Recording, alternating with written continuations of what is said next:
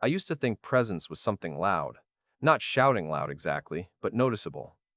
The kind of person who fills silence quickly, who has the right comeback, the clever observation, the confident handshake that lands just a little firmer than everyone else's.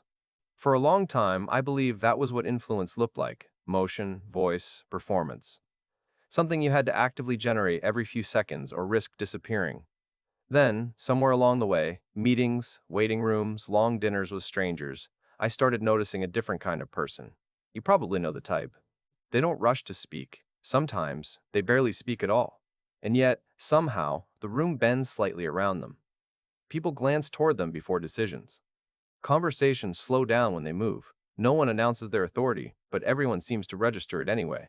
It puzzled me at first. Later, I realized it wasn't magic. It was stillness. Not the stiff, awkward kind where someone is frozen because they don't know what to do. I mean the kind of stillness that feels comfortable, almost lazy in its confidence.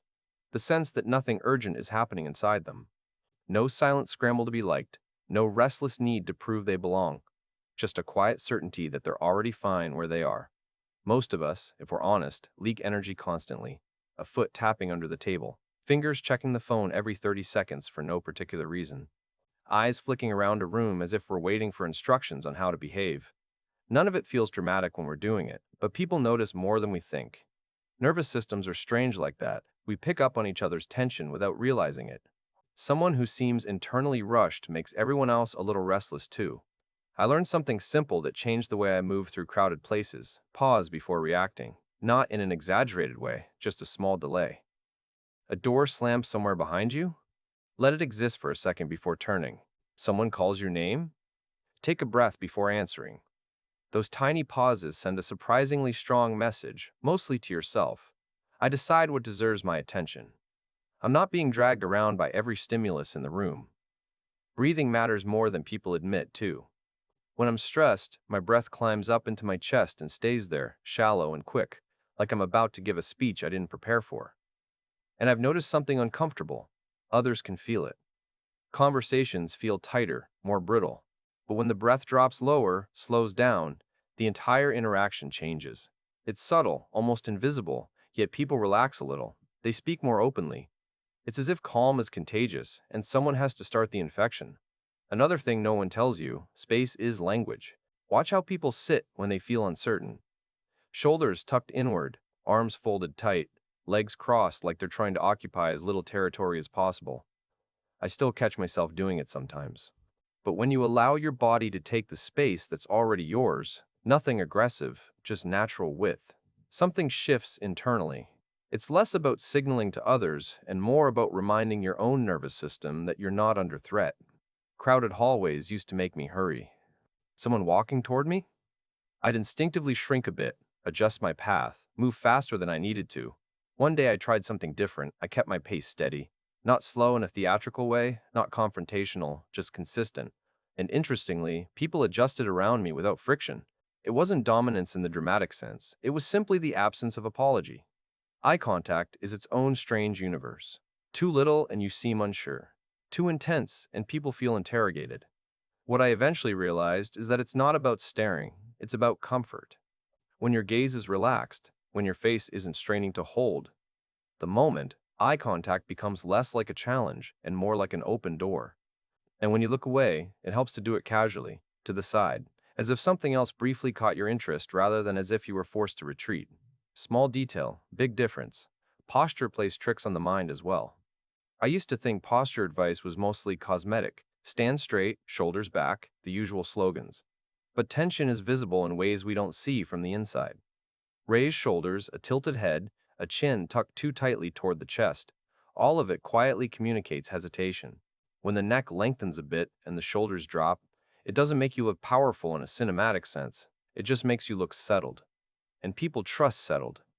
One of the simplest habits I picked up came from watching someone I worked with years ago. Whenever someone addressed him from the side, he didn't just turn his head. He turned his whole body toward them, calmly, as if giving them his full attention cost him nothing. At first I thought it was just politeness.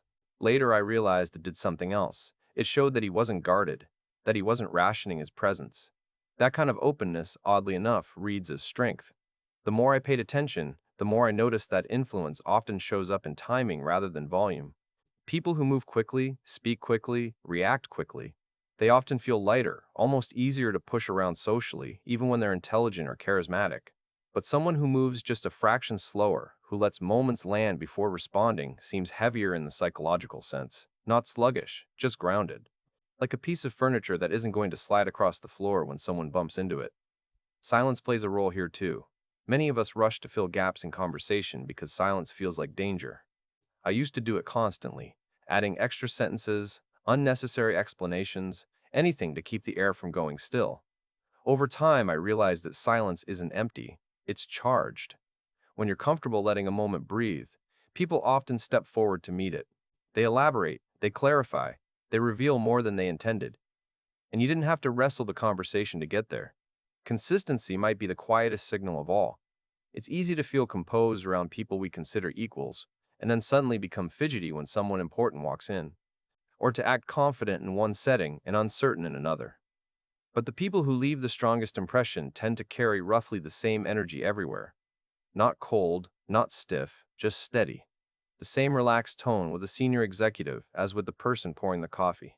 That steadiness tells others that their sense of self isn't constantly being renegotiated based on who's watching. None of this is about pretending to be powerful. In fact, trying too hard usually produces the opposite effect. We've all seen the exaggerated version, the overly slow walk, the theatrical pause before speaking, the forced stare meant to look intimidating. It doesn't convince anyone. Real presence feels almost accidental, like the person isn't thinking about it much at all. And maybe that's the point. When you're not busy performing, your attention becomes available for something more interesting, actually noticing what's happening around you. The tone of a conversation, the small shift in someone's mood, the moment when humor would help, or when quiet listening would help more. Presence, in the end, isn't domination. It's availability, the ability to remain calm enough that other people feel safe being fully there too. I still catch myself slipping, checking my phone too often, rushing a response, tightening my shoulders without realizing it. Old habits don't disappear overnight. But every time I slow down a little, every time I choose not to react instantly to every sound or movement, I'm reminded that influence doesn't always come from what we say. Sometimes it comes from the simple signal our body sends when it isn't panicking. I'm here. I'm not in a hurry to prove anything. We can take this moment at a human pace. And strangely enough, when you stop trying to command the room often starts listening anyway.